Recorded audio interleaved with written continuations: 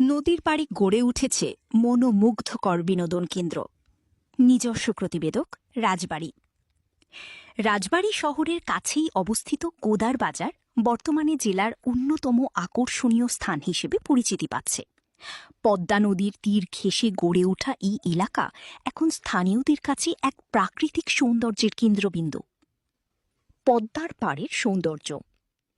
এই স্থানের প্রধান আকর্ষণ হল বিশাল পদ্মা নদী। নদীর খোলা বাতাস, ঢেউয়ের শব্দ এবং সূর্যাস্তের দৃশ্য দর্শনার্থীদের মুগ্ধ করে। বিশেষ করে বিকেলের দিকে এখানে মানুষের ভিড় বেড়ে যায়। পার্ক ও ঘোরার পরিবেশ। এলাকায় একটি পার্ক সদৃশ পরিবেশ তৈরি হয়েছে। বসার জায়গা, হাঁটার পথ, খোলা প্রাকৃতিক দৃশ্য। পরিবার, বন্ধুবান্ধব বা প্রিয়জন নিয়ে সময় কাটানোর জন্য এটি একটি উপযুক্ত স্থান হিসেবে গড়ে উঠছে। দর্শনার্থীদের আকর্ষণ।